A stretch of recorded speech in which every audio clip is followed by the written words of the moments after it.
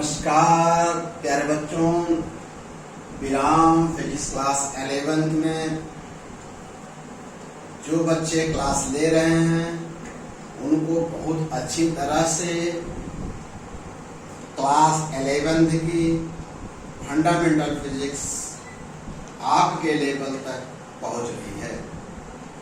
प्यारे बच्चों, इसका प्रमाण है कि आप होमवर्क जो देते हैं उसको अच्छी तरह से कर रहे हैं। लाइव जब आते हैं तो प्रश्नों का जवाब पूछ रहे हैं।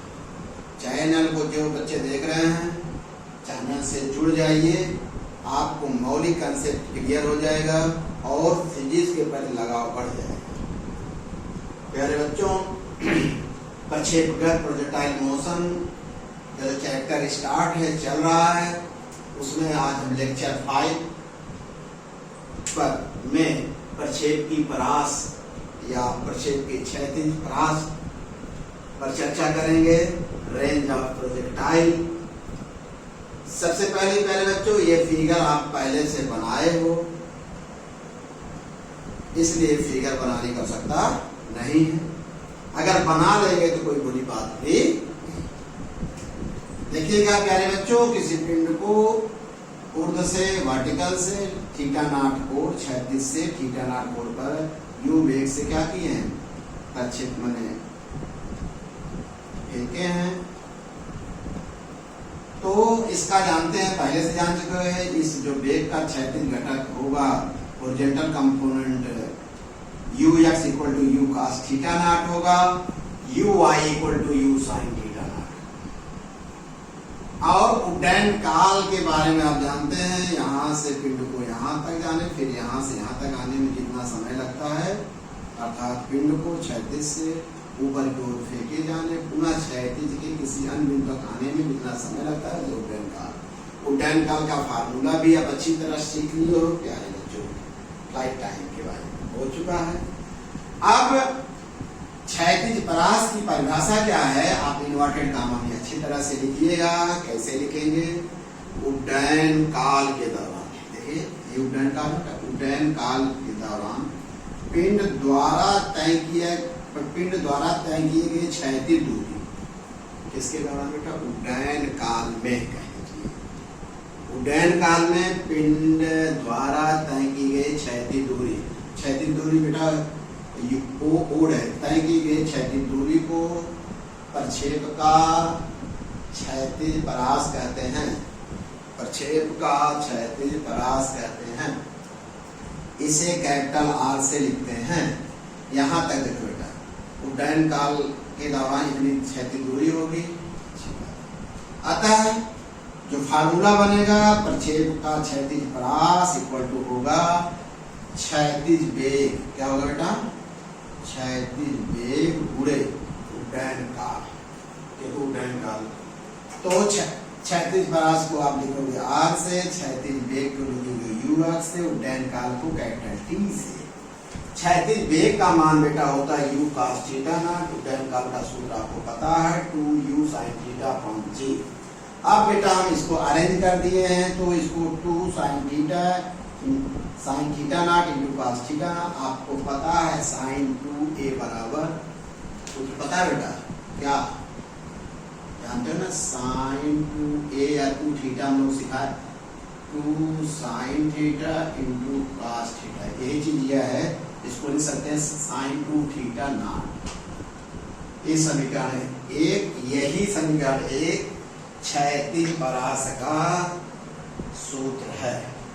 अब प्यारे बच्चों, इसकी फिजिक्स बताते हैं, अच्छी तरह से समझ में आपको आ रहा है। केस 1। केस 1 में क्या है यह देखिएगा। इसमें हम गणना करेंगे क्षैतिज परास की। मैक्सिमम हॉरिजॉन्टल रेंज कितनी होगी, आप अच्छी तरह से सीखिए। U कांस्टेंट होगा, किसी निश्चित वेग से ही क्षैतिज से पिंड को फेंकेंगे। G तो कांस्टेंट है ही है, जो कुछ चेंज होगा यहाँ से थीटा नॉट का मान घट सकता है, बढ़ सकता है। प्यारे बच्चों, हम सिखाए हैं आपको साइन थीटा के लिए थीटा इक्वल टू 90 डिग्री पर cos थीटा का मान अधिक है, sin थीटा का मान अधिकतम होता है। अतः अधिकतम परास के लिए sin 2 थीटा का मान 1 होना चाहिए, तभी तो अधिकतम होगा बेटा ये। तो जब 1 होगा तो आप अच्छी तरह जानते हैं sin 90 का मान 1 होता है, इसलिए sin कैंसिल आउट हो जाएगा। 2 थीटा नॉट बराबर 90 डिग्री, थीटा नॉट बराबर 45 अंश। अतः पिंड को बेटा क्षैतिज से माने जमीन से अगर 45 अंश के कोण फेंक दिया जाए तो अधिकतम वो क्षैतिज दूरी तय करेगी। प्यारे बच्चों, हम लोग जिस समाज में रहते हैं वहाँ नागपंचमी पचंगिया के दिन आप जानते हैं क्या करते हैं, हम लोग कूड़ी पूछते हैं, समझते हैं नहीं, लोकल भाषा में बात कर रहे हैं, लोकल लैंग्वेज में कूड़ी पूछते हैं तो जमीन से। तो हम लोग क्या करते हैं, प्रयास करते हैं कि हमारा 36 से कितने स्कोर बन जाए, 45। और जिस समय 45 बन जाता है तो गांव टॉपर हो जाते हैं। देखिए बेटा, लॉन्ग जंप में क्या होता है, गांव में क्या करते हैं, जो जहां हम लोग कूदते हैं वहां थोड़ा जमीन ऊंचा कर देते हैं, लेकिन ओलंपिक में ऊंचा नहीं गिरते हैं, प्लेन पर एक लाइन खींचते हैं। तो दूसरे क्या करते हैं, वहां से दौड़कर क्या करते हैं, क्षैतिज दूरी तय करते हैं, कितनी अधिक दूरी पर आप जाते हो ओलंपिक में। और प्यारे बच्चों, तो जितनी अधिक दूरी जाते हो तो उसी हिसाब से आपको स्वर्ण पदक, अन्य पदक मिलते हैं। तो इसे बोलते हैं लॉन्ग जंप, लंबी कूद। एक होता हाई जंप, हाई जंप में क्या होगा, ऊपर की तरफ, चर्चा हो गया। लेकिन एक होता लॉन्ग जंप लंबी कूद में क्षैतिज दूरी से तात्पर्य। तो इसका जो उदाहरण है लॉन्ग जंप के लिए, लंबी कूद के लिए जो कूदने वाला खिलाड़ी होता है वह 36 से कितना अंश कोण बना दे और 45 अंश कोण बना दे तो उसको स्वर्ण पदक मिल जाएगी, मैक्सिमम डिस्टेंस होता है। यही काम जो प्रशिक्षक होते हैं खिलाड़ी को कंटिन्यू सिखाते रहते हैं कि 36 से उसका कोण कितना बन जाए, 45। ये तो हुआ बेटा लंबी कूद हो गया। लेकिन जमीन से है, 36 से है, समझिए बेटा।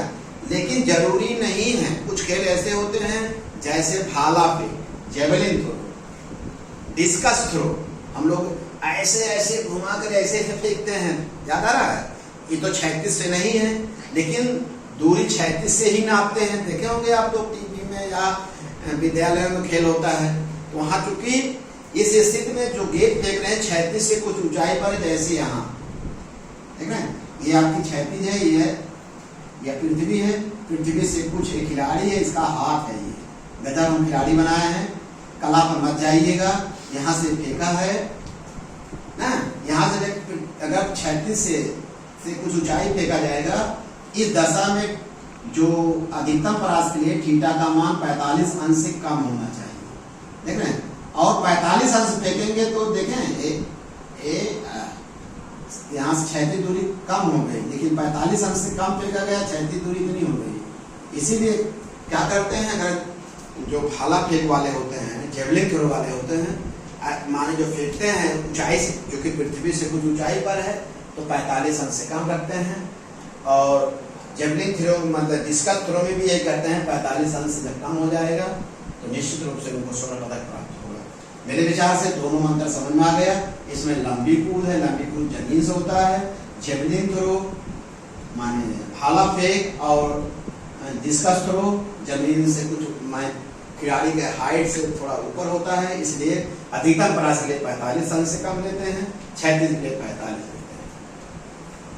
तीसरा जो पॉइंट है बेटा, ये बहुत ही इंपॉर्टेंट है, इसको समझिएगा, बहुत अच्छा लगेगा, काफी अधिक न्यूमेरिकल इस पर है। हम जानते हैं जब किसी पिंड को 36 से थीटा नॉट कोण पर, मतलब थीटा 0 कोण पर फेंकते हैं, तब क्षैतिज परास R1 मान लिए हम, R1 बराबर 2u sin 2 थीटा मान ली, जानते हो, समीकरण 2 बना लिए, पहले से जानते हो बेटा। आप क्या करते हैं, यहाँ तक कितने कोण से फेंके हो, थीटा नॉट पर फेंके हो।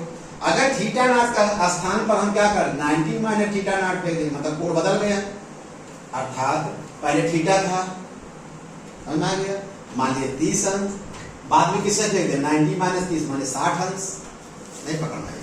अगर थीटा बराबर 15 अंश लेते हैं तो बाद वाला कितना होगा? 90 माने 75 अंश, माने या 15 अंश से फेंके या 75 अंश से फेंके।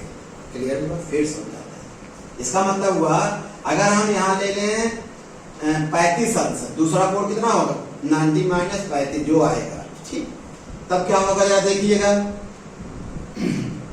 अगर पिंड को थीटा के स्थान पर कितने कोण से फेंके? 90 माइनस थीटा नॉट कोण से फेंके, तब इस सूत्र में जहां थीटा है वहां 2 तो रहेगा, यहाँ ये कर दिए। अब इस 2 को अंदर गुणा कर देंगे। जब 2 को गुणा करेंगे तो 9 दूनी 18, 180 अंश माइनस 2 थीटा अपॉन जी। आपको पता है, क्या पता है? फिजिक्स की भाषा ही गणित है। 180 अंश माइनस थीटा बराबर साइन 180 अंश माइनस थीटा बराबर साइन थीटा। थीटा का स्थान 2 थीटा कर दिए। ये समीकरण 3। समीकरण 3 और 2 को देखिए, इस ये बराबर है, इसका मतलब क्या हुआ? R1 बराबर R2 होगा। इससे जानते क्या स्पष्ट हुआ? चाहे पिंड को थीटा कोण से फेंके अथवा थीटा 90 माइनस थीटा कोण नॉट से फेंके, चाहे थीटा 0 से फेंके अथवा 90 माइनस थीटा 0 से फेंके, पिंड का परास एक ही होगा। क्या होगा बेटा? दोनों क्या करेंगे? क्षैतिज दूरी दोनों के लिए क्या होगी? समान होगी। बहुत आता है। अगर 30 अंश से फेंके तो अगला, माने जब किसी पिंड को 30 अंश के कोण से प्रक्षेपित किया गया, क्षैतिज परास 20 मीटर है। अगर उसे कितने कोण से फेंके? क्षैतिज परास वही है, 30 घटा दिए, 90 अंश से फेंके। आपको अच्छी तरह से ये समझ में आ गया। क्षैतिज परास का ये महत्वपूर्ण छोटे छोटे पॉइंट थे, उसको हम बता दिए। आप इसका अच्छी तरह से वीडियो को देखिएगा, लाइक करिएगा और नोट्स बनाइए। ओके बेटा, धन्यवाद।